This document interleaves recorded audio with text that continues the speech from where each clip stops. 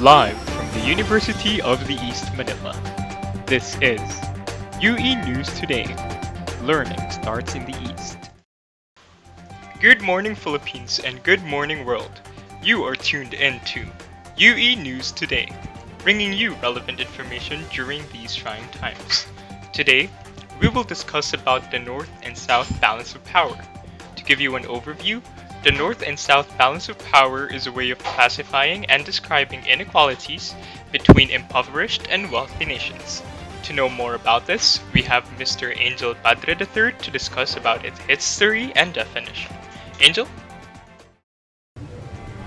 The idea of categorizing countries by their economic and developmental status began during the Cold War, with classifications of East and the West. The Soviet Union and China represented the East, and the United States and their allies represented the West. The term Third World was used in the second half of the 20th century. Following the end of the Cold War and the breakup of the Soviet Union, some Second World countries joined the First World and others joined the Third World. A new and simpler classifications was needed, thus, the use of the terms North and South became more widespread. This divide represents a popular way of describing the inequalities that separate rich and poor states. Being categorized as part of the North implies development belonging to the South, which implies lack of development. The North becomes synonymous with economic development and industrialization, while the South represents the previously colonized countries that are in need of help in the form of international aid agendas. The South's lack of development and the high level of development of the North expand the inequality between them. In order to understand how this divide occurs, a definition of development itself is needed. Northern countries are using most of them are high entrophic fossil fuels. Reducing emission rates of toxic substances is central to debate on sustainable development, but this can negatively affect economic growth. Other factors that are included in the conceptualization of what a developed country is include life expectancy and the levels of education, poverty, and employment in the country. Furthermore, Jean Grugel stated that the three factors that direct the economic development of states within and between nation-states, integration and cooperation within geographic areas, and the resulting position of states and regions within the global world market, and related political economic hierarchy. This is Angel Padre III reporting for UE News Today. Back to you, Irish. Thank you for that information, Angel. Now, let us move on to the theories which explain the concept of the North and South balance of power. We have Ms. Rain Alessandra Panganiban reporting. Sandra? In historical terms, the growth inequality between the North and the South has often been clarified. The theory of dependency derives from the colonial partnership trends that existed between the North and the South and highlights how such relations tended to impoverish colonized territories. Theories of this school claim that the economies of former colonial states remain focused on fulfilling external rather than internal demand, and that in this sense, development regimes have tended to replicate the pronounced class hierarchies found in industrialized countries in developing countries while retaining higher rates of poverty. Latin American structuralism, the only school of economic development originating from the global south to be associated with the National Research Institute and to obtain funding from national banks and finance ministries, is closely linked to dependency theory. Dependence was characterized by the structuralists as the inability of the economy of a nation to complete the period of accumulation of capital without dependence on the external economy. More particularly, peripheral countries were seen as essential resource exporters dependent on center economies for manufactured products. This caused the structuralists to support industrialization policies for import substitution to sought to substitute domestically produced goods for imported imports. In terms of physical structure of the industry, new economic geography describes production inequalities, suggesting that businesses prefer to group in order to benefit from economies of scale and improve productivity, which eventually leads to wage increases. The North has more groups of company than the South, rendering its sectors more competitive.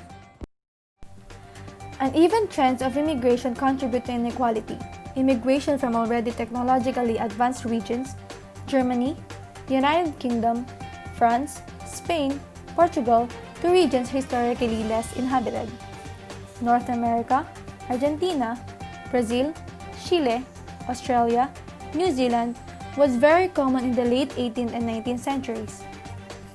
This encouraged an unequal dissemination of technical practices because it gained from regions with high levels of movement.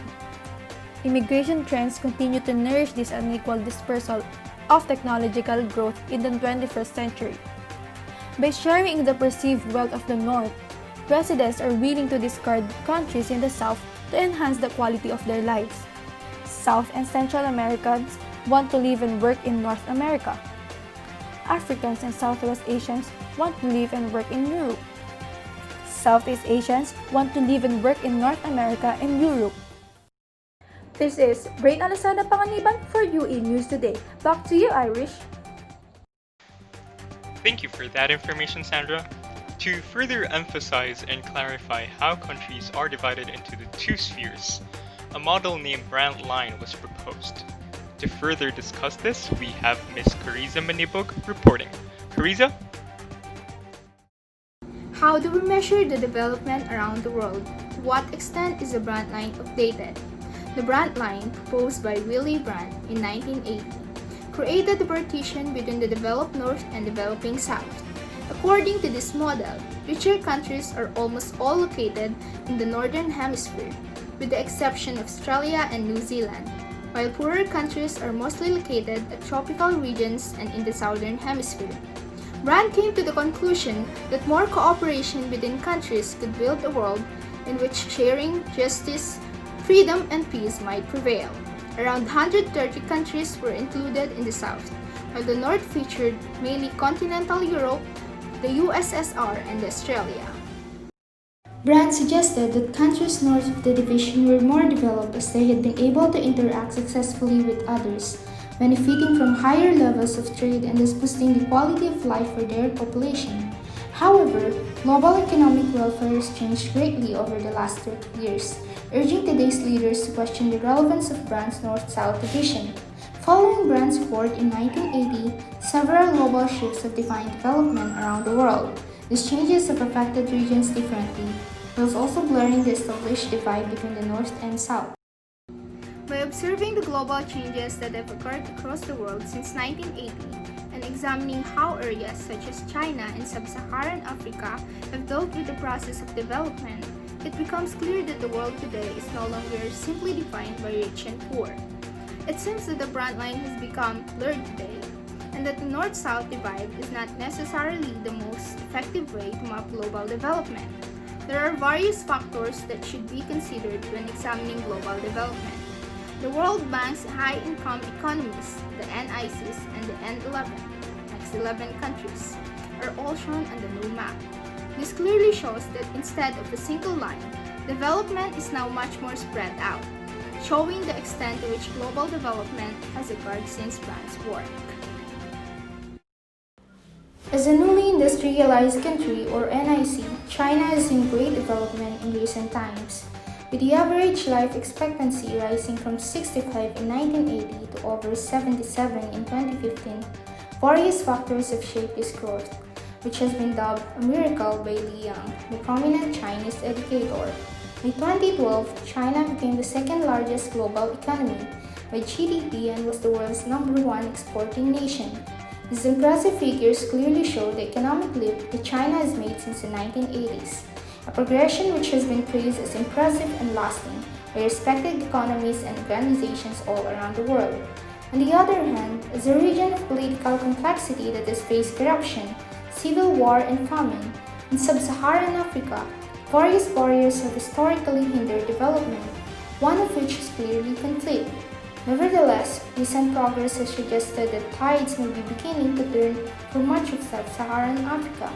A significant rise in intra-regional trade has proved promising and has encouraged diversification across the region, suggesting that these export-led economies could become more responsive, allowing them to meet the demands of the consumer-driven Western world.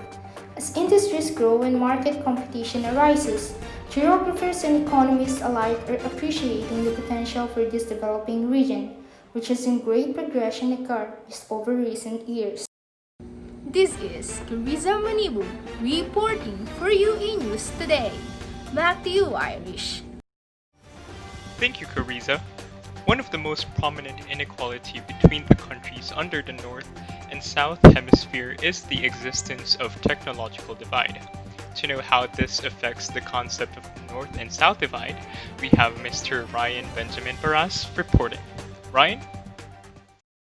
The global digital divide identifies global inequalities, particularly between developed and developing countries, in terms of access to and opportunities resulting from technology and information services such as the Internet. The global digital divide is often characterized as corresponding to the North-South divide. This phenomenon is partly explained by the ability of many Asian countries to overtake older Internet technology and infrastructure, combined with booming economics that allow vastly more people to get online. The Internet is evolving rapidly, and not all countries can keep up with the constant changes, especially developing countries. The phrase digital divide does not necessarily mean that everyone does not have technology. It could suggest that technology simply differs. Global North refers to the Europe and North America's advanced societies, which are characterized by developed democracy, prosperity, technological innovation, political stability, population aging, zero population growth, and world trade and political supremacy. In Africa, India, China, Latin America, and others, the Global South reflects mainly agricultural economies that are not as economically healthy and politically secure as their global counterparts in the North and appear to be marked by instability. Immigration from already technological advanced regions such as Germany and Portugal were very common in areas historically less settled, such as North America in the late 18th and 19th century. This encouraged an uneven diffusion of technological practices as it only benefited in the areas with high levels of immigration. Immigration tends to continue to feed this unequal distribution of technological advancement in the 21st century. By sharing this perceived wealth of the North, people are willing to abandon their countries in the South to improve their quality of their lives. This is Ryan Benjamin Paras reporting for UE News Today. Back to you, Irish. Thank you, Ryan. For the past decades, ideas and events arose challenging the concept of the North and South divide. For the specific details regarding these challenges, we have Ms. Marian MAMARIL reporting. Marian? Accuracy of the North-South divide has also been challenged on a number of counts. Firstly, the differences in political, economic, and demographic makeup of countries tend to complicate the idea of a monolithic South. Globalization has also challenged the notions of two distinct economic spheres, subsequent to the liberalizations of post-Mao China initiated in 1978. Growing regional cooperation between the national economies of Asia has led to the growing centralizations of North as the main economic power. The economic status of South has also been fractured. As of 2015, all but roughly the bottom 60 nations of the Global South were thought to be gaining on the North in terms of income, diversifications, and the participation in the world market. The universality of the Sustainable Development Goals, or SDGs, in 2015 highlighted the limitations of the North-South divide of international development. The blurring of the boundaries between developed and developing countries is now formally recognized with respect to the World Bank's announcement last April 2016, stating that it will no longer distinguish between the two groups in its annual development indicators. Another argument in favor of a universal considerations of development relates to the shifting patterns of global inequalities under contemporary globalized capitalism. In light of the growth of the four Asian tigers, Hong Kong, Singapore, Taiwan, and South Korea, and others have argued that the idea of the third world has ceased to be a useful analytic category. During this century, yet further geographic shifts have led to an increasing questioning of the contemporary relevance of the North-South boundary. Indeed, globalization has largely displaced the North-South divide as the theoretical underpinning of the development efforts of international institutions such as the IMF, World Bank, WTO, and various United Nations affiliated agencies. Though these groups differ in the perceptions of the relationship between globalizations and inequality, yet some remain critical of the accuracy of globalizations as the model of the world economy, emphasizing the enduring centrality of nation-states in a world politics and the prominence of regional trade relations. This is part of MAMARIL reporting for UE News Today. Back to you, Irish. Thank you, Marian. Lastly, since globalization is starting to change how we perceive the existing divide, different organizations formulate plans to blur this divide or even completely distinguish it. To know more details about these plans, we have Mr. Alain Miranda reporting. Alain? Some economists have argued that international free trade and unhindered capital flows across country could lead to a contraction in the North-South divide. In this case, more equal trade and flow of capital would allow the possibility for the developing countries to further develop economically. Certain nations in the South experience rapid development. There is evidence that those states are growing on high levels of South-to-South aid. Brazil specifically has been noted for its elevated levels of aid, about $1 billion yearly, ahead of many traditional donors, and the ability to use its own experiences to provide high levels of expertise and knowledge transfer. This has been portrayed as a global model in waiting. The United Nations have additionally settled its function in decreasing the gap among North and South through the Millennium Development Goals, which were all to be accomplished by 2015. These objectives eradicate extreme poverty and hunger, achieve global universal education and healthcare, promote gender equality and empower women, reduce child mortality, improve maternal health, combat HIV and AIDS, malaria and other diseases, ensure environmental sustainability, and develop a global partnership for development. These were replaced in 2015 by 17 Sustainable Development Goals, or SDGs. The SDGs set in 2015 by the UN expected to be accomplished continuously 2030 are part of a UN resolution called the 2030 Agenda. The said agenda is a plan of action for people, planet, and prosperity. It seeks to strengthen universal peace in larger freedom and states that eradicating poverty in all its forms and dimensions, including extreme poverty, is the greatest global challenge and an indispensable requirement for sustainable development. All countries, all stakeholders acting in collaborative partnership will implement this plan to free the human race from the tyranny of poverty and want and to heal and secure our planet. The Division of Sustainable Development Goals plans to make bold and transformative steps which are urgently needed to shift the world onto a sustainable and resilient path, emphasizing their goal that no one will be left behind.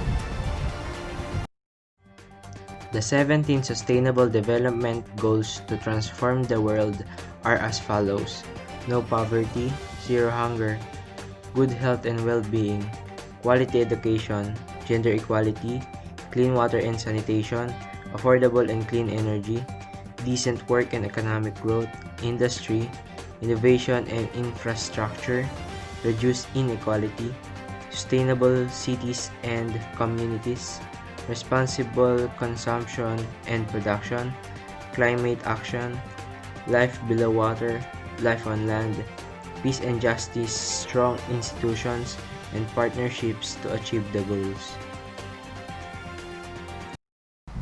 This is Elaine Matthew Miranda, reporting for UE News Today. Back to you, Irish.